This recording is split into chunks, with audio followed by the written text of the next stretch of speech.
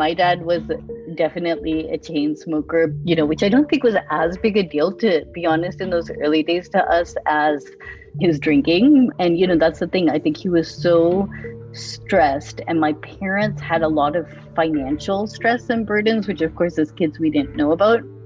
And so I think his way to escape that was that whenever he had even half an hour, he has this amazing ability, even in those days, to just have a nap and sleep. But I think when he actually had more time, for him, the way to decompress and disconnect was just to drink.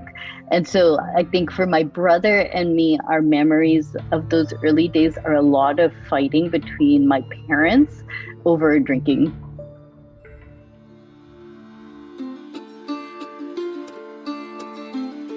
Hey there, friends, and welcome back to At the End of the Tunnel. So this week, I'm speaking with Mallika Chopra, who's the author of the meditation children's book, Just Breathe, as well as the follow-ups, Just Feel and Just Be You. Mallika is also founder of Intent.com, and in this episode, she shares her story of growing up as the daughter of Dr. Deepak Chopra, who we've all obviously heard about.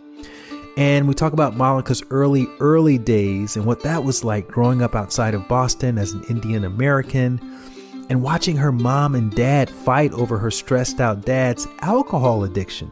Kind of hard to imagine that one. And how it was later seeing her dad, Deepak, transform into this wellness advocate and becoming a best-selling author after learning transcendental meditation in the mid-1980s, and what her experience was like when he brought her and the rest of the family in to learn meditation when she was just 9 years old. And that's when things started to get really bizarre because Deepak became more and more well-known, and Mallika found herself in the company of the likes of Elizabeth Taylor and Michael Jackson and several other celebrity clients of her dad's.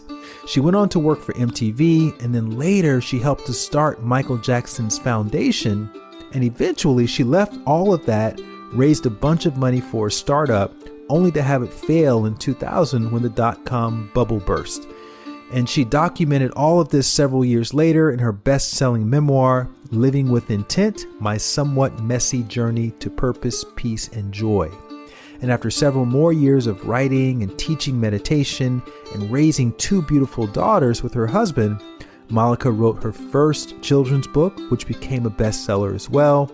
And like many of my guests, I've known Mallika for a few years. But in this conversation, I have to say, she shared some stories that I did not know, and I really think you're going to enjoy this one. So without further ado, I present to you Miss Mallika Chopra. Mallika, thanks so much for joining the podcast. I love to start these conversations off talking about childhood. Now, you grew up near Boston, Massachusetts, correct? Yeah, so my parents came here in 1970. My dad, Deepak Chopra, at the time was a young resident coming here for training. At that time, they were recruiting a lot of doctors to the US. And my parents had just got married and moved actually to New Jersey, got pregnant. My mom got pregnant, and they didn't have enough money to have me in the US, actually. So technically, I was born in India because my mom went back to India to have me so her parents could take care of it. And they bought her a ticket to return back to the US. So I was actually an Indian citizen till I was 18, but I grew up in Boston. At that point, they had then moved to Boston. What's this story about them having just $8 when they came here? Is that real? Yeah, it is real. So at that time, if you talk to most immigrants who came here, probably from India specifically, they were only allowed to bring $8 with them. So that was just the law. But my dad had been recruited here to complete his, medical residency. So when they got here, they moved to Jamaica Plains, and he was doing, his training there. Moonlighting. And for them, it was quite an experience because they came from India where they both were super well educated. But when they came here, they had never seen things like colored television. When they went anywhere at that time, there was such a shortage of doctors. So they were welcomed everywhere. And they tell these stories about how they'd walk into like Sears and all these salespeople would surround them and they'd say, here, take this, take that. And they never had the idea of what credit was. So they just couldn't believe that they could on the spot pick up a color television or their first car just like that without cash. Like it was all on credit. And so that was like an amazing experience for them. So at that time, there was just a huge difference between the life they had grown up in India and then coming here. Where in India is your family from? They're all from New Delhi. Our families are actually originally from what is now Pakistan. So we're all Punjabi. So actually, my grandparents all grew up and lived in Pakistan, and then during partition had to leave. So definitely are refugees. And my father was actually born on kind of the eve of Indian independence. Do you remember what your favorite toy or activity was as a young child? I don't really have, like, it's a weird thing. I really don't have clear memories of childhood. In general, I think I was very happy and felt secure. But so my mom was very much in her bubble of being an Indian immigrant here. She did not feel comfortable at that time going outside of that bubble. So we were very much in an Indian community, and that's it. And so our closest friends, which are still my parents' closest friends, were other doctors who immigrated at the same time. My mom would watch some of the other kids whose moms were also doctors. So, they all kind of came from the same medical schools, and we grew up in this very kind of small little bubble. And I would say we never did things that other quote unquote average Americans did, like AYSO soccer, or like my mom she never came to school. Like it was very much we were in our little bubble. Well, you and I are around the same age. And I remember as a kid, I would watch untold amounts of television. Just what was your relationship like with television in America as a kid? Totally the same. We watched the Brady Bunch. And so my husband actually grew up in India.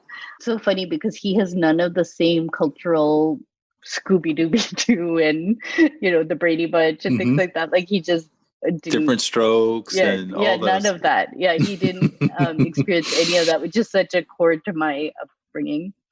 Being a young immigrant, I'm assuming you went to public schools as a kid? Yeah. So my parents first were like in New York, New Jersey, then moved to Boston. I think first we were in Winchester. So I went to the public schools there. Then went to Lincoln, where we moved to Lincoln, Mass, which is near Concord and Lexington.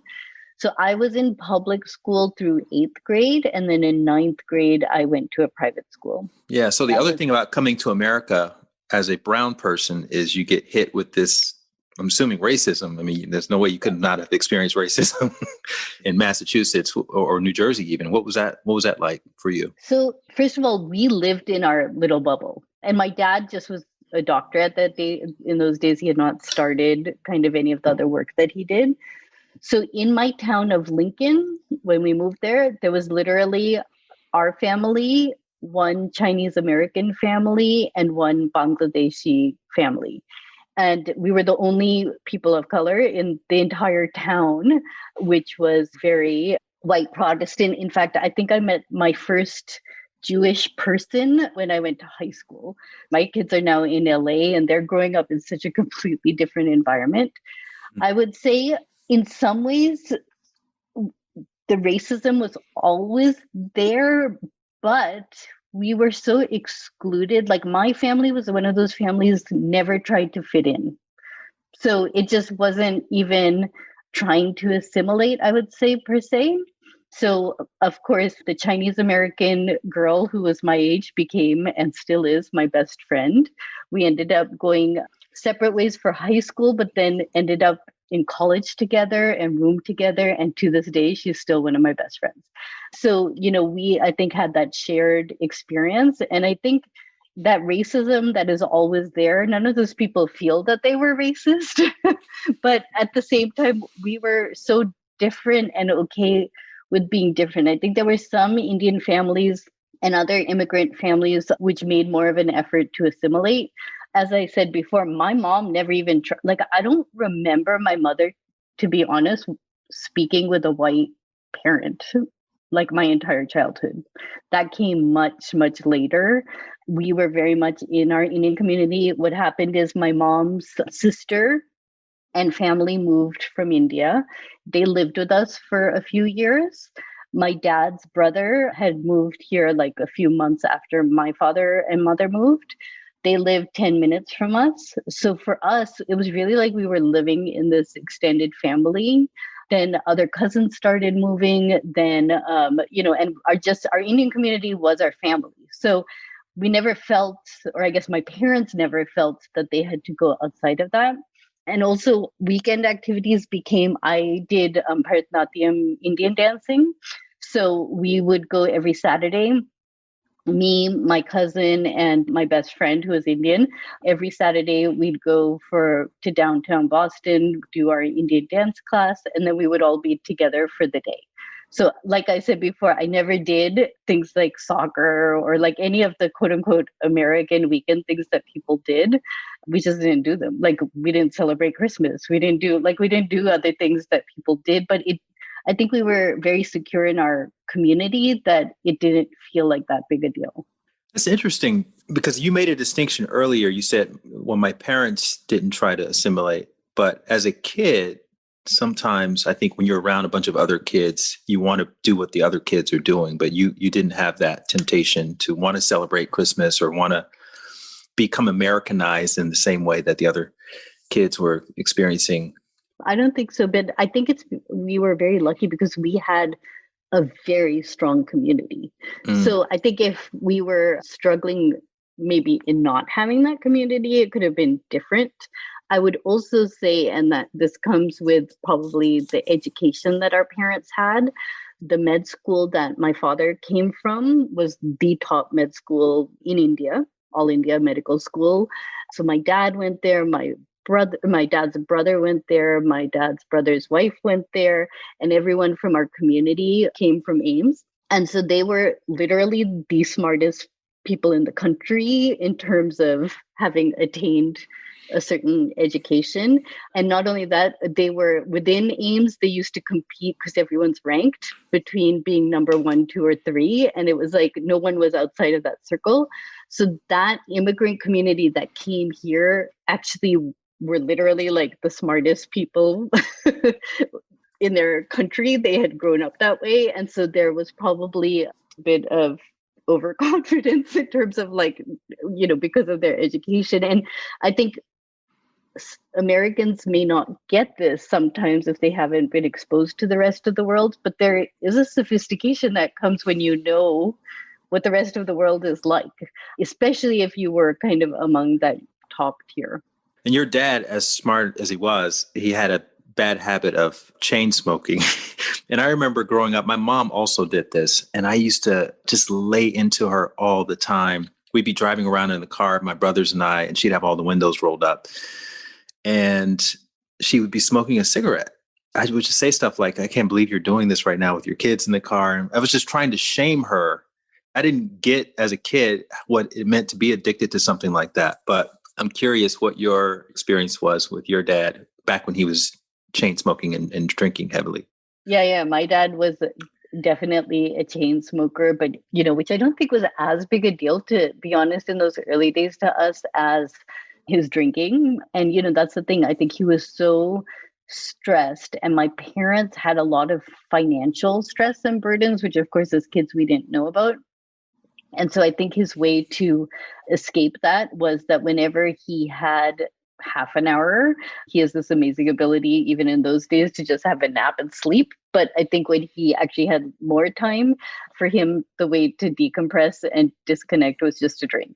And so I think for my brother and me, our memories of those early days are a lot of fighting between my parents, over drinking. And sometimes even, I think there's one particular episode where we both remember like it being much more explosive and my mom planning to leave. And I was probably 7 or something, like really young, but I still remember that clearly.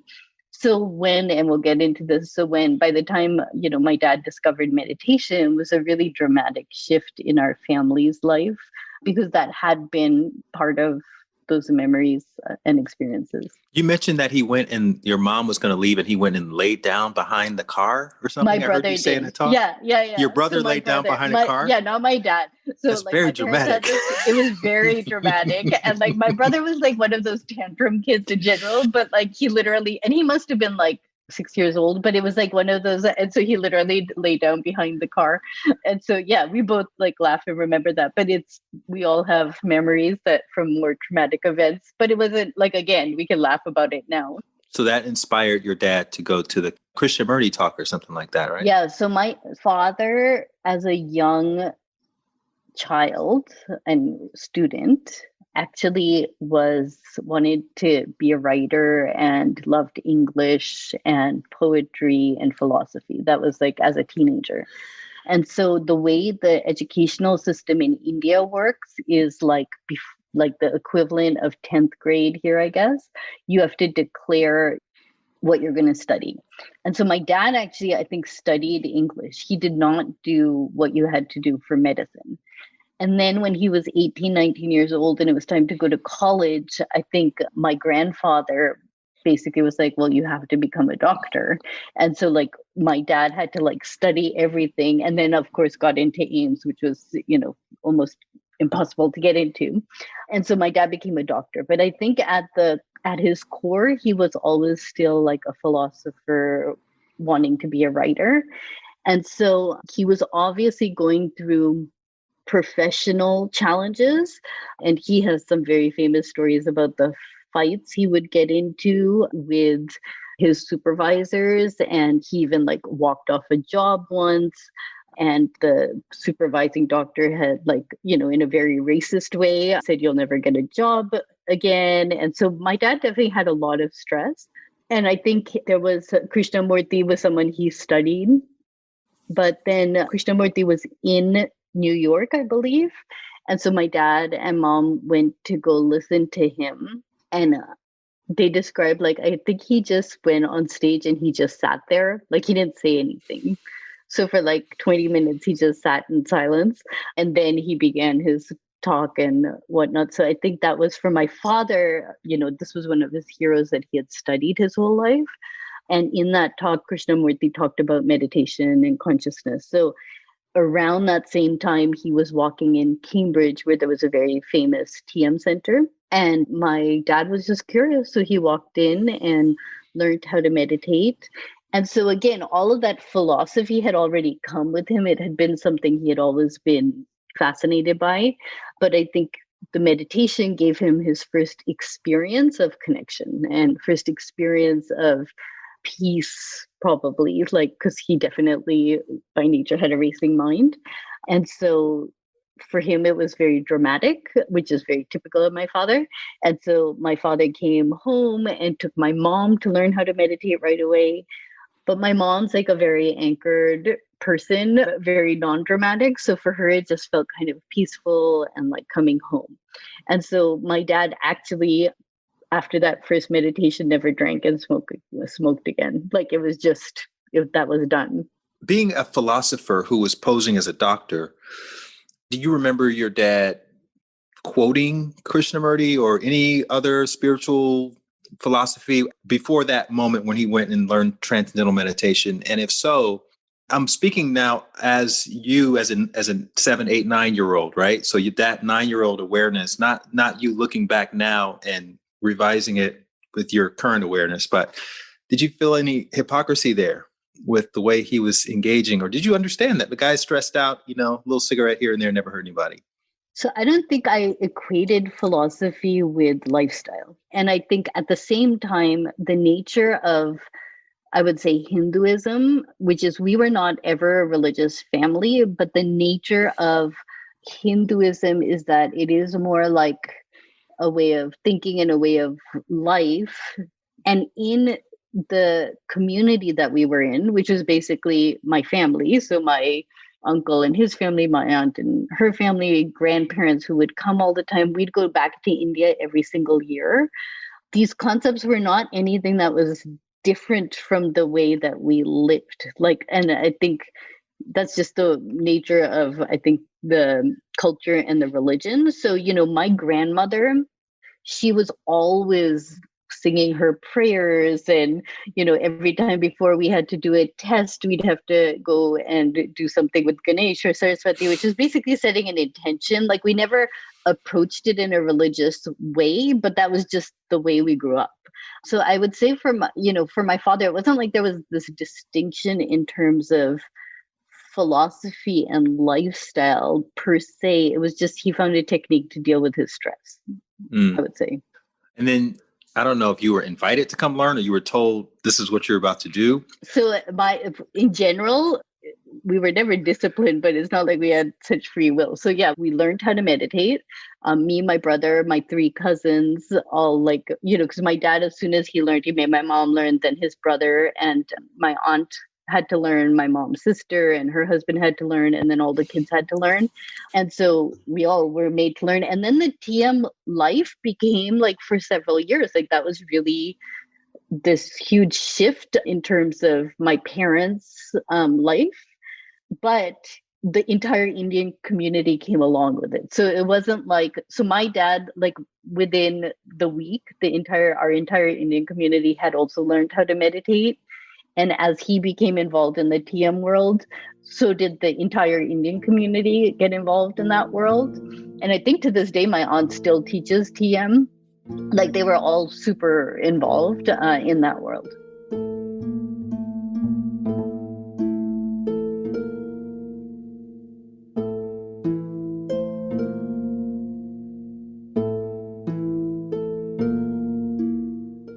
Now you teach people, kids, you work with kids. What was your experience as a child? You're 9 years old, and now you're sitting in this initiation, fruit and flowers and all that. What was that like? It was so again, family and community oriented. So it didn't feel like anything dramatic. I think what was dramatic though was the shift in my dad and mom's life. So, as I said, my dad shifted just behaviors, and over the next probably 2 years, shifted a lot of the work that he was doing. But mostly my parents were just happier. They were truly happier, and our community was kind of all involved in it. So my cousins, we all learned at the same time. But again, it never felt like anything momentous or different or dramatic, other than over time, parents were happier, our family was happier. And I think that's why I am so committed to what I'm doing right now, is because I really felt the difference as a child in terms of our family and our community. And I think what meditation did for me is it gave me a tool which was my own, which helped me feel more peaceful and connected. But so much of that was also about our family. So when my brother and I came home from school every day, we knew we'd have our snack and watch our TV and whatnot. But then we knew that my mom was always going to meditate around 4:30. So no matter what happened, she was doing her meditation. Sometimes we'd join, sometimes we wouldn't. But it was that was just part of our family life then. Very much more driven by my mom because my dad was never home. That's so interesting, because when I give talks as a meditation teacher, I often say, I'm sure nobody in this room grew up with parents who meditated, especially people who are our age, except you. You had parents who meditated and was meditating like clockwork, which is really fascinating. Also, your dad starts hanging out with the famous Beatles guru. The band Beatles learned to meditate with the Maharishi. And you got a chance to meet the Maharishi at 13 years old. I don't know if that was the first time you'd ever met a real life guru, but I'm curious what that experience was like for you. So again, I would say culturally for us, there was no this idea of a guru is a teacher and, someone you respect. That we always did with the elders. Yes, I met Maharishi quite young, and we spent hours and hours and hours and hours, literally hours. Each sitting would be 10 to 12 hours because he could just talk nonstop. And so much of my probably 11 through 17 or whatever was in that time and world, which was meeting all these fascinating people. But it was I think by nature, culturally also, you are always respectful. So we participated in those talks, which of course then shaped who we were. And I got to meet everyone. It wasn't just Maharishi. Like I remember once my dad was going to meet Guru Mai in upstate New York. And so I went with him. I must have been later in my teens. And of course, wherever my dad went at that point, people were always kind of very respectful because they saw him as kind of this up and coming guru, I would say. But when I met Guru Mai, like the first thing she did is she like touched me here and gave me this like burst of like crazy energy. And everybody was like amazed that she had touched me that way and wanted to like then get the energy from me. But like for me it was like whatever, like it wasn't that big a deal because we got to meet so many of these people. And I think that also took away the fascination of them as well. So I would say none of us were guru oriented. We knew Maharishi in a very different knowledge type of way because we got to spend so much time with him. So there was a shift that occurred where your dad, I guess he self-published a book. He starts becoming known as a spiritual philosopher. So my dad was specifically told by Maharishi when they met. Maharishi told my father, "You are a doctor. You write and speak well.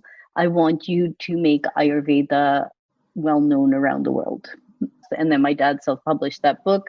All of my dad's books through my teenage years, I typed. So he would dictate to me, and we used to have those old, huge IBM type computers, and he would dictate to us. And so I am a really fast typer.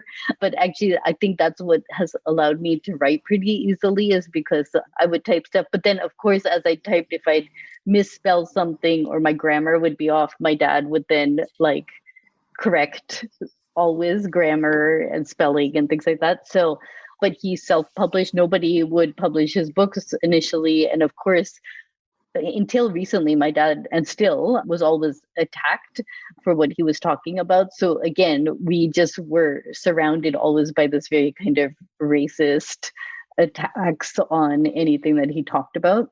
Nothing was easy about what he was going through. What was your first indication that fame or celebrity was starting to happen in your family? That's the thing. It all happened over time. So, my dad was always very focused on the knowledge. In Lancaster, Massachusetts, they had a center. And so he took that over. And that center, famous people would come there. I think they were going there long before that. So it's not like they came because my father was there. They were going there already. An Ayurvedic center or a TM center or both? It was a TM center where they were starting Ayurvedic consultation. And so, all those old TMers used to go there all the time. And so my dad was the resident doctor there. All those people would come, and just the nature of our family, like I said before, we did everything together in any case. So we were always there. But, some of those highlights is I remember like Elizabeth Taylor coming and, as I mentioned, I did Bharatanatyam dance. So like at the dinner, I danced, I did a dance for like the whole crowd that was there, but she was there. And then, people would come, and the thing about my dad was that he was never starstruck per se. So like when Elizabeth Taylor came, she was a high maintenance person. Everybody knows that. And so the first night when she was there, she threatened to leave and she wanted like, meat. It was a vegetarian place and she threw this tantrum and my dad said, "Fine, leave. Like, go ahead. Like, I don't care." And then she was kind of in shock because nobody had really, even doctors had never done that before. So I would say when other people came, it was like they were interesting, but my dad was their doctor. And I think everybody would share with him their deepest, darkest secrets and their vulnerabilities and their insecurities. So of course, that was his patient doctor relationship. But in general, when we met any of these people, they were usually there because they were suffering. So it wasn't anything glamorous at all. And I think in some ways we saw the real sadness that comes when celebrities have to portray one side of themselves, which is very different of who they maybe really are. Even if they have a genius like Michael Jackson did, they struggled so much. It was so sad. And so I think that just shaped our perception of so many of these people, that it didn't seem like anything that was glamorous. I think the other thing that is really important is my mom was never starstruck by anyone. So I think in this world, sometimes a lot of people try to become celebrities. And my dad was much more focused on being a doctor and the knowledge. But my mom never, like I said before, she loved her Indian community. She never really felt the need to get it. The only time she actually got starstruck, which she told him directly, was when she met George Harrison for the first time. Because I think when my parents met for the first time, like the first thing either my dad or mom said to each other was, do you like the Beatles or something like that? So that was like literally the only time I think my mom met someone who she was starstruck by. But then of course he became such a close friend. And people like Michael Jackson, like they treated my mom like their mom, like they really, because my mom was just that way. So like Michael once in a while would come and stay in our house, but whenever he would come, he'd like do the dishes and make his bed because he wanted my mom to like him.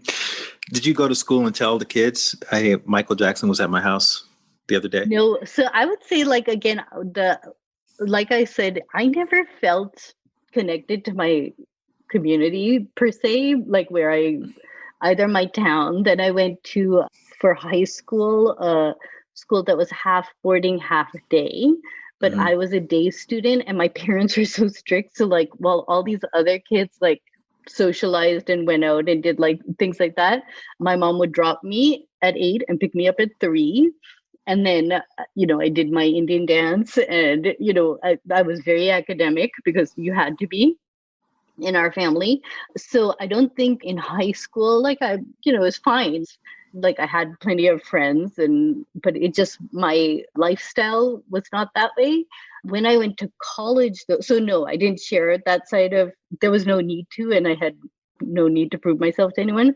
But when I went to college and made really my core group of friends and, who still are my core group of friends, I would share more of these things. And I remember Michael called my dorm room a few times. And it's this big joke because then everybody would like dive to answer the phone.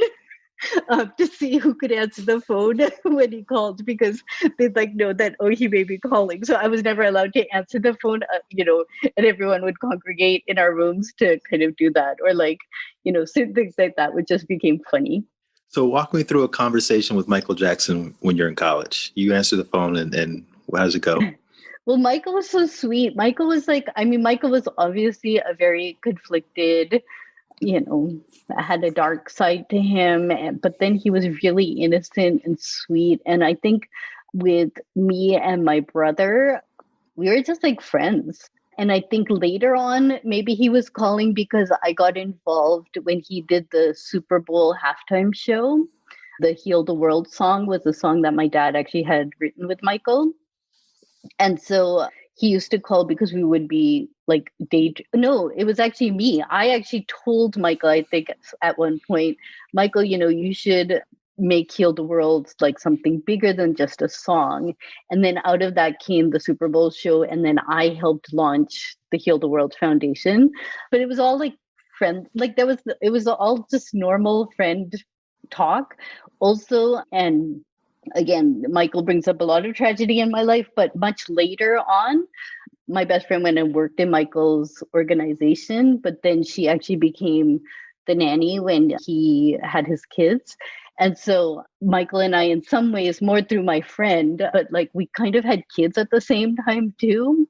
So that also was really sweet because he was so devoted to his kids. And also because my best friend was the nanny, like, there was more of a link there.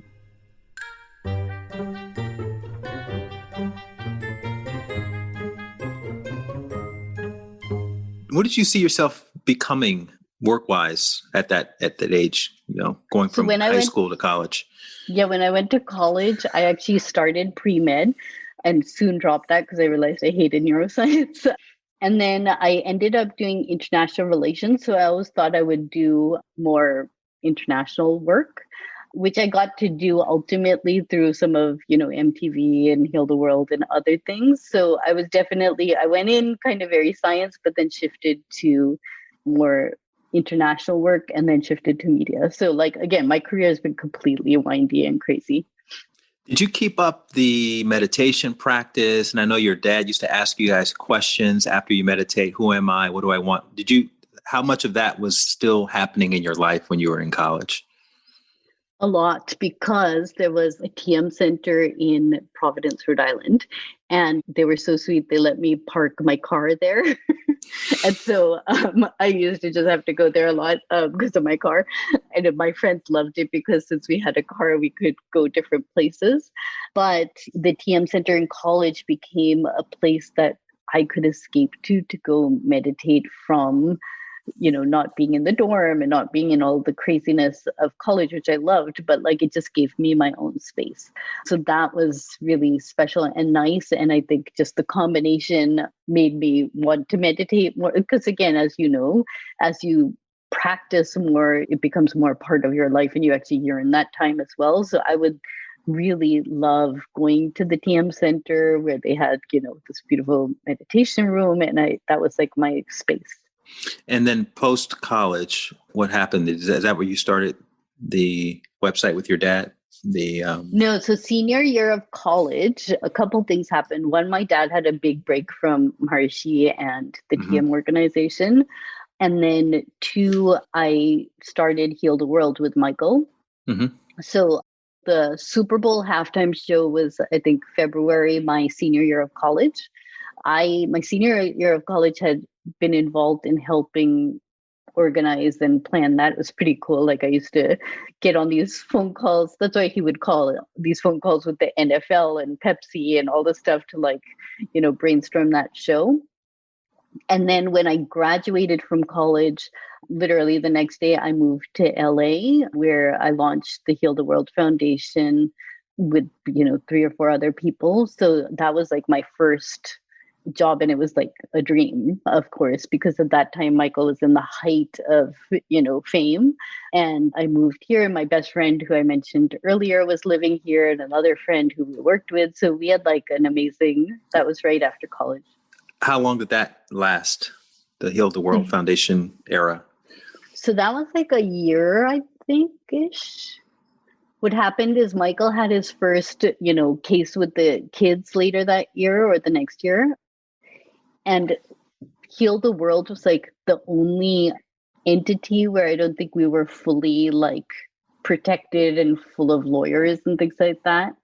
So people they literally started going through our trash. I mean, it was crazy. And we went from working with all these huge organizations and, UNICEF and Save the Children and, corporate organizations. And overnight, everybody stepped back. Understandably, I completely understand that. And so it was like, it went from like kind of the height of being able to do anything to people literally following us when we left the office. And, thank God it was pre the days of like TMZ and things that have become so much more aggressive. And also there was just the personal side for me because I was so close to Michael and then my best friend was working there. So there were many things I went through at that time. And so when we decided finally to close Heal the World, I decided, because I had never taken a break since college, I decided to take some time off. And that's when I went and I traveled around the world for like a year-ish. How did you manage all that emotionally? Because that's pretty traumatic, I imagine. Hearing this thing about your friend who you're in business with and you're running the show and there's all kinds of accusations. You don't know what's true, what's not true. How did you deal with that? It was traumatic. Maybe one of the things that meditation gives us is this ability to maintain an equilibrium. So, of course, I've gone through many ups, downs, traumas, non-traumas, but like I feel like I don't engage that much in getting caught up in it. So, of course, the Michael stuff at that time was one of the more hard times, both emotionally and also just the reality of all these crazy people around us, because Michael attracted crazy people even otherwise. And I think my reaction after getting through it was like, I need a break and I need to leave. And so that's why I kind of then took this time for myself. because it was very intense at the time, but I got through the time fine. It was just then, the reaction was like, okay, now I just need to totally separate from it. And what did you come away from that sabbatical with? What were some of the takeaways? I spent like a year where I visited friends who were, everyone was post-college that year. It was like the year after college. I visited a friend who was in Israel. I went to Mexico with my mom. My brother and I went to Italy. Then I went to India for, I think, 2 or 3 months, where I traveled with college friends there. And then I went to China, where I met the same best friend that I mentioned from my town in Lincoln. She was teaching English in a university in China. And a third friend from college met us, and we traveled in China for a year. And I think I was in a hotel, I think in Beijing, where like we had been backpacking in China, which was pretty nasty, but I was in this nice hotel for one night, and it was the night that O.J. Simpson was being chased around Brentwood, and it was on CNN. And, I was like watching this on television in Beijing. And at that time, I couldn't even like reach my parents or whatever. But like I had this insight, like, my God, like, look at the power of media. Here I am sitting in China watching O.J. Simpson being chased around the neighborhoods where I was living, pre this. And so when I came back, I was really like interested in getting involved in media because I had also done all this international studying. And so that's when I decided I wanted to work for MTV, which was like the early days of MTV. And they were just starting to launch internationally, and I just traveled all over and come back. So I started just networking like crazy. And it took me like about 6 months, I think, to get a job, which was to be an assistant to the head of international marketing. And literally, it was a horrible job. Like I was faxing all night because it was the international group. So basically, I would always be there till like 2 a.m. And it was very much an administrative role. And MTV had a very structured way of how you moved within the organization, which is like you started as an assistant, like kind of like in the mailroom here at an agency. You started as an assistant, and then after 2 years, you become a coordinator. And then after 2 years, you become a manager. Like there was a very structured way of working. And within 3 months of like being in that job, I was like, there's no way I want to do this for 2 years.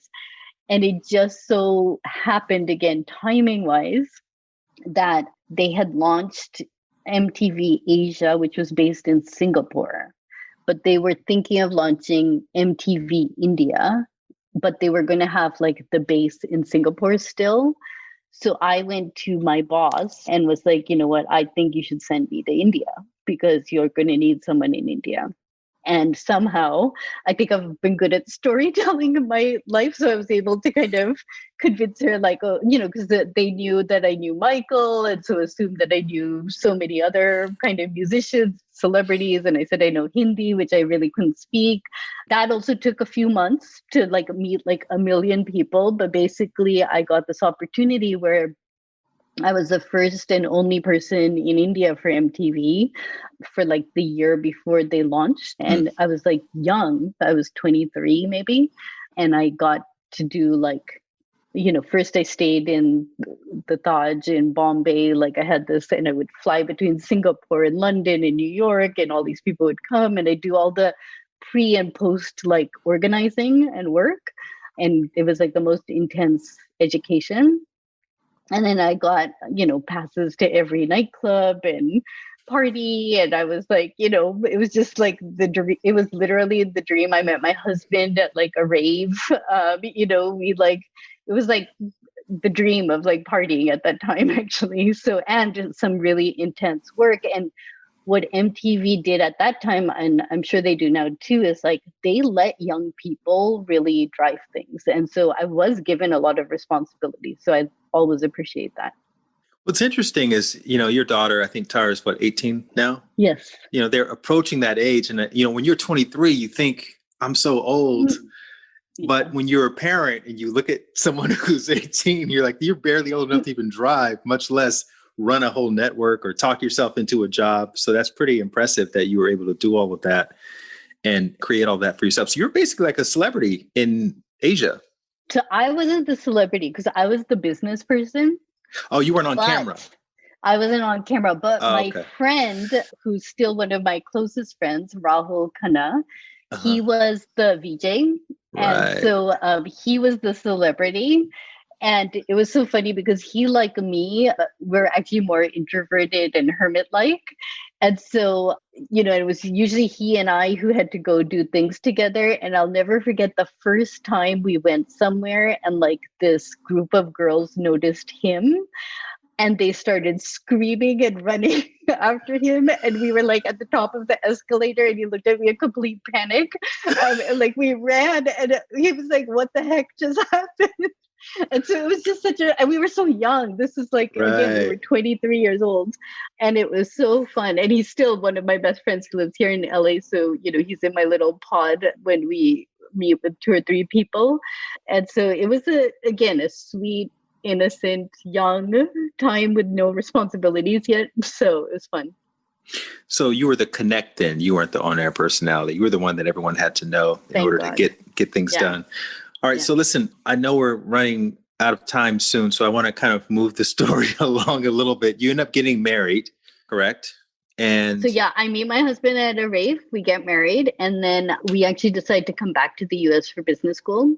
I really was a misfit in business school, but I think I after being married and just thinking about how I wanted to raise my family, which we hadn't had kids yet, I felt like we needed more education, to be honest. So that's why we came back to the US.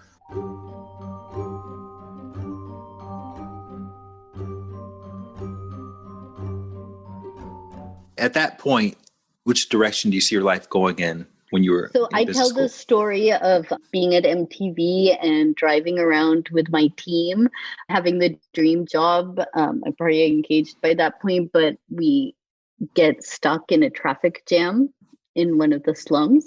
Mm-hmm. And as we're there, I see a crowd of young children who are staring at a television in a shack. And as we approach it, see MTV is on there and everyone in my car begins to cheer because this was huge success. We had reached corners of the planet we never thought. And my heart stopped and I thought, what am I doing? And I think that's the first time in my life where I went from like this dream partying kind of crazy life to having a real emotional pause and going back to the questions that you had mentioned my father would guide my brother and I through as kids of how can I serve? And I realized that while I had the dream job, it wasn't what I was meant to do. And I really had no idea what I was meant to do. So I think coming to business school and returning to the US was more like a way of like, I have no idea what I want to do. So I'm just going to figure out a way to kind of get my husband back to the US and for me to go back to school to think about what I want to do. Then I started a company, raised money while in business school, and I dropped out of business school. This is the problem. It's like so long, this crazy story. So I dropped out of business school, started a company, raised 15 million in financing. My husband, thank God, stayed in business school. So for a year, I was in LA launching my company and he was there.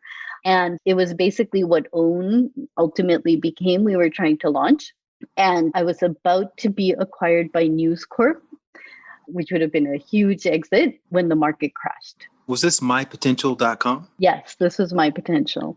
So I launched that while in business school, dropped out of business school, went through this crazy, crazy year and a half of launching a company. Like I said, about to be literally acquired from News Corp, had all the papers in, they had already closed WebMD and we were going to be the next close. And then the market crashed. And of course, the whole world, everything changed. And so then I went from that height to going through bankruptcy with my company and laying off people, selling equipment, getting people jobs. Again, a very stressful time. But I remember my grandfather died around that time as well, which was transformational for my family. And then I remember literally sitting by myself, itemizing things that I had to sell for my company and having this insight like, oh my God, I think I'm pregnant. And so that kind of shifted everything again. And then started a whole new phase of life. Would you describe that moment as a low point in your life, or is it just another opportunity to find your equilibrium and move through that? No, it was definitely a low point. It was very dramatic because we had gone to like these total heights. And again, we were young. My husband and I were like 28, 20. I was 28, maybe. Yeah, 28, 29. Mm-hmm. We had been flown by News Corp to Australia for the Olympics where we were wined and dined. And like we were still in business school. Like it was like, and those were the days when internet companies were going crazy and people were making so much money. And that's why I dropped out of school.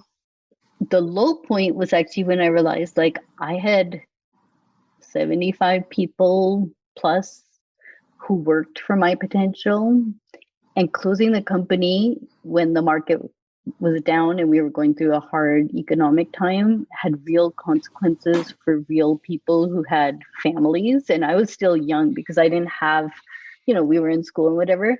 And so that was for me like the most stressful time because I was like, these people aren't going to have jobs. So I remember I would spend so many hours just calling anyone and everyone I knew to try to refer people to places. That was like the worst part of it. Once that got all sorted out, where'd you go after that? So then I went back to school. I was 5 months pregnant, I'd say. And I called my dean and I said, or head of the school, and I said, listen, I want to finish my MBA. Now, at this point, Sumant had moved to LA. I was living in LA. I was 5 months pregnant. So it was really impractical. But what had happened is everyone else who had dropped out of business school to launch their companies had already gone back and completed because none of their companies survived. And so I was the only one left. So he said, we're going to figure this out. So thanks to my dean, he organized for me to do 1 quarter at UCLA, Anderson School. So I did that while I was pregnant. So it was like a hippopotamus wandering the halls there. Then I had my baby and I was at home for the 2nd quarter. And then the 3rd quarter, I actually went back to Chicago with my 3-month-old baby and completed my MBA. But I had my mom, my mother-in-law, and my mom's sister rotate to stay with me in Chicago because my husband was working. And they took care of Tara while I just went to class. So that's an interesting point because you brought that up in your book that you ended up writing, Living with Intent. You talked about the conflict that you had there with wanting to go back to Chicago, but not having help, and then having to be okay with asking for help, which I feel like a lot of people could be helped by hearing what your process was and kind of moving through that. Yeah. I mean, listen, I think so many of us want to feel like we can do things by ourselves and prove ourselves. Like 1, I was in a vulnerable place because I had shut down my company. But 2, I'm very blessed with a close family. And what I realized in that process for my mother, my mom's sister, and my mother-in-law, I was living out the potential of what a woman can do. And so for them who had grown up in a very different generation where they didn't get those opportunities, I think it became really important for them that I did this as well. And so asking for help felt, it was helpful for everyone actually. Yeah. So you became a mom. You're living the mom life. Yes. But I would say what happened is, and I talk about this in Living with Intent, as you can see, like I've had a very windy, messy journey. So I become a mom. I do all kinds of consulting, and then I launched another company. Like I'm very much like all over the place. And for me, I think I have always prioritized though my family and being a mom. So all of my work has actually fallen around the opportunities that I can manage because my husband has a very busy life. He travels nonstop. So for me, it was really crafting a career that was full of constant conflict of how I wanted to serve, but really with the anchor of my family first, and just kind of taking into context everything else that had shaped where I had got. Now, my husband had made so many sacrifices, especially early on in terms of when I was launching companies. And so we've always just found this balance of like making the choices that are right for our family at that time. You ultimately launched intent.com, which I'm really impressed you got that domain name. But you obviously learned a lot from mypotential.com. And it feels like intent was more of like your thing, your path, your purpose. So what lessons did you carry over from My Potential into launching intent.com? So Intent was the complete opposite. My Potential was very top down, raised a ton of money, launched in a very big way, News Corp type of level. Intent started as a blog. It actually started as a blog where I invited other South Asians to blog with me. So it's like my friend who's a VJ and other well-known Indian voices. And then we saw that it was just growing and becoming popular. So then I started inviting other people, and the blog just started very organically. And so I think it was only a year and a half, maybe 2 years after it that I started to raise some seed money for it. But again, just friends and family. And then that grew organically. And then we started taking on corporate clients. And it was a really interesting, fun experience. And I think I did everything differently than I did from My Potential. So that's part of life is, as I said, the messy journey. It's failing. Like I've failed at so many, quote unquote, failed at so many ventures, but I learned from all of them. And then being able to kind of reinvent and learn and then kind of move forward in the next phase. And also sometimes when they are working, like I closed Intent about a year and a half ago. And I could have kept it going. I had kept it going for a couple of years, but I also reached a phase where I was like, this doesn't make sense for me anymore. It's not who I am anymore. And so even that process of self-reflection that we do in our meditations, to also keep checking in, like, am I still doing what I want to do, what I'm meant to do? Just one story from your Intent days. You talked about an encounter you had with Eckhart Tolle. Can you just share a little bit about that story? Yeah, so while I was blogging with Intent, I decided to write a book, which became Living with Intent. And in that book, I had my dream team of people I wanted to interview. So it was Eckhart Tolle, Marianne Williamson, Andrew Weil, people like that. And so I had about a year to prepare before I was assigned a date with Eckhart Tolle. So I had gone into a deep dive with him. And the book was called Living with Intent. How do we live with intention? And so long story short, I made this a TEDx talk, but I go to San Francisco to travel. I travel there. I'm feeling really sick, bad allergies. And, I'm very focused on the questions that I need to ask Eckhart Tolle about intention and purpose. Finally, I make it up to meet him. Your dad had given you some advice before you went into the room. Yeah, What so was the my advice? dad, throughout the day, in between my sneezing and trying to just get myself together, my dad kept texting me, be in the now, be in the now. And I would put these away and put off my phone and be like, what the hell is he talking about? But again, my dad sends things like that to us all the time. And so when I finally sat down with Eckhart Tolle, I was very goal oriented, had my questions to ask him. And when I asked the first question, he just paused and didn't answer. And then he responded with, do you hear these bells that are ringing in the background? And I kind of was so focused on my notebook and pen that I had to kind of pause and hear these bells. And I was like, yeah. So what? I was thinking to myself. And then Plus you only had like 5 minutes with him, right? Yeah, so I had 15 minutes. It took 7 minutes for the intros. Then he said, let's listen to the bells. And so I was sitting there looking at my iPhone, 10 minutes, 11 minutes, and these bells just wouldn't stop ringing. It was like 12 o'clock. So it was like, and I was like, what the hell is happening here? And I'm starting to sweat and have a physical reaction to the anxiety of not getting what I needed. And I remember in this kind of very stressful moment, Eckhart Tolle smiling sweetly. He looks like my grandfather. So there was just such sweetness there, or felt like my grandfather, that I finally let go and took a deep breath and was present with Eckhart Tolle, listening to the bells and being in the now, as my dad had texted me. And it was such a shift of goal orientation to intention and just being present. And then after that, Eckhart Tolle spent an hour and a half with me beyond our 15 minutes talking about intention and purpose. But the experience was something that was really transformational. So you closed Intent and you became an author of meditation books for children, which kind of to me feels like everything came together from your whole life, right? Because now you're a mom of two daughters and you wrote that book. You wrote your first one, Just Breathe, as they were teenagers. So they actually were collaborators with you in the process, from what I understand. How was that experience for you?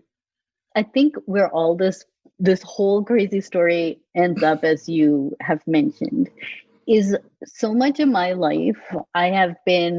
I'm obviously very ambitious, and I'm always pushing new things and starting new things. But I have, since I've had my children, been very anchored in the role as mom. And I know from my own experience how meditation provided a tool for me that has helped me get through all of this craziness. So the opportunity to write Just Breathe came up. And I realized there's really, there's so many parenting books and there are so many books for teachers in the last 5-7 years on meditation and mindfulness, but there was nothing that was addressing children directly. And I knew from my own experience as a 9-year-old what it meant to receive and understand and experience those tools. So these books, and my children were going through it at the same time. So before I started the book, I sat with my two daughters and my nephew, who's younger than them. And I said, okay, what are the things you guys deal with? And so together we brainstormed everything from social pressure to test anxiety to do I like my hobbies and what I'm doing and after school activities? And so that's really what shaped the book. So I have them here. Just Breathe is meditation, mindfulness, movement, and more basics. Then we moved on to social and emotional learning and feelings, which of course, right now with COVID, we're dealing with a lot of big feelings. And then this one, which is the last one, Just Be You, which is more specific on questions, intentions, and just being your special self. And so you can think of them as like the body, mind, and spirit collection for kids. And it's been amazing because it's allowed me to work directly with kids, go into classrooms. And what I've learned, which is from my own experience, is that kids have the resilience and desire to connect to self and to each other, but then they are the ones who can teach their parents. So we're kind of reversing it in terms of letting the kids be the ones spreading this knowledge. How would you describe the difference in writing these books versus writing your other quote unquote adult books? I think for me, this is purely personal, which you know me quite well at this stage, is that I have to be very authentic and honest about whatever I'm doing. When I wrote Living with Intent, it started off as my personal journey. Mm-hmm. Then I went to an agent and publisher. I was able to sell this book. And then I was like, oh my God, how am I going to do this? Because it's such a huge project. So I actually asked for help, something that we talked about earlier, and I got help to write the book. And that really helped me be able to express the journey. And then naturally, honestly, and authentically, when my kids were going through this teenage phase of life, and I saw that there wasn't stuff, that became what was right at this time to explore. And I feel like the 3 books that I've done, I almost feel like those are done. Like, I don't feel like I need to do more kids' books now. Like, for that age group, I've kind of created something that I feel proud of. And it's kind of done. Like, I don't want to make like an endless franchise of these books because we don't need them. So now I'm like back in that phase where I don't know what I want to do next, and I'm again having to reinvent like what I'm going to do. And whether that's through writing or something else, I'll figure it out in time. So with this entirety of the messy journey, the beautiful mess, as they say in the transcendental meditation culture, if you were able to go back to 19-year-old Mallika and just give her some wisdom from your last however many years, what would you say? Well, I have an almost 19-year-old daughter. Mm-hmm. But she doesn't care about anything you have to say right now. Yeah, who is about to go to college. And I have a 16-year-old daughter. So it's not actually a theoretical question. It's a very real question in my family right now. I would, and what I tell my daughters, is always remain authentic and honest about who you are and your expression. And so I do think my daughters have very different ways of expressing themselves and sharing themselves with the world. And they're very different, but I do think as a family, we try to honor that. And I think that's something that you should honor throughout your life. As a mom, though, I do say to my daughter, I have realized personally, one, I come from extreme privilege and I can never deny that. So, my family had many ups and downs and struggles, but I've been able to build kind of a voice because of that privilege. And my kids will probably have that privilege too. So, one, always recognize that, but then ask, so how can I serve in a greater way?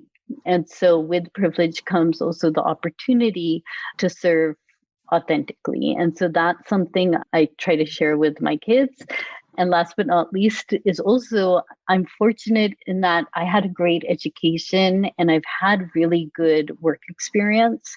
And so that each step of the way, that credibility actually really did help. So at the end of the day, I come from a very academic family. I want my kids to really honor and respect what education and actually work. Like if I didn't start as the assistant at MTV, it wouldn't have led to so many other things. So always be humble and go into opportunities with humility.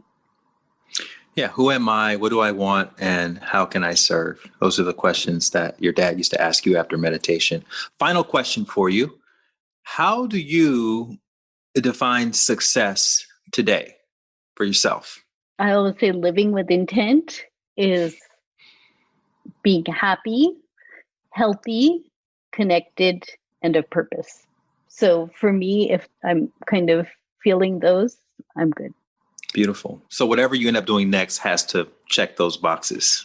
Yes, and it will. I'm very much in like the fog right now, but I do, having gone through this so many times, I trust the process and we'll end up there. But for me right now, what I'm most grateful for is my family is healthy, my parents are healthy, my children are healthy and happy. And, I grew up with that security and I want to provide that moving forward to those I love. Beautiful. Well, thank you so much for sharing your story. We've made it to the end of the tunnel, although I could have probably gone another hour to explore more. I really want to talk about motherhood, your experience of motherhood, but that'll be another conversation for another time. For now, I do want to thank you so much for the body of work that you have left with the world, particularly your work with children, Just Breathe, Just Feel, Just Be You. So important right now because, as we know, kids are experiencing so much anxiety. And the level of competition in school and around school and extracurricular activities. You talked a little bit in your book about wanting your kids to actually be bored, which I thought was it's actually a radical thing, but it's something that you and I probably experienced a ton when we were growing up. And you have to dig deep and find creative ways to express yourself. So that was really cool to see that. But yeah, that takes a lot of courage to do that, just as a parent, as a person these days. And I'm honored to be able to call you a friend and to be able to get you on a podcast to share the intimate details of your story. So I think it's going to help a lot of people. And I just want to thank you very, very much for making the time to come on and be so open with your journey. Thank you. Thanks so much. Thanks for listening to my conversation with Mallika Chopra. Her new book, Just Be You, is out now. And if you have kids, I highly recommend picking up a copy of her first two children's books as well, Just Breathe and Just Feel. And in the meantime, if you want to hear more stories like Mallika's, please make sure to subscribe to the podcast and dig around a little bit into the archive where you'll find many other episodes with inspiring people who found their path to helping others. I'd also appreciate it tremendously if you could take a couple of minutes to rate and review the podcast so you can help other people discover these incredible stories.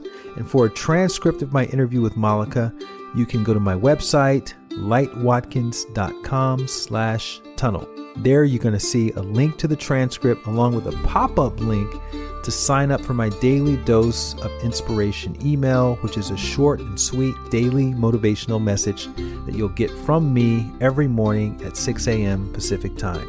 I've been sending it out to thousands of people every day since 2016, and it's true. People get addicted to it after only a week, which I say is a good addiction. So I highly recommend signing up for those if you're inspired to do so. And of course, if you have any feedback or suggestions, you can text me directly at 323-405-9166.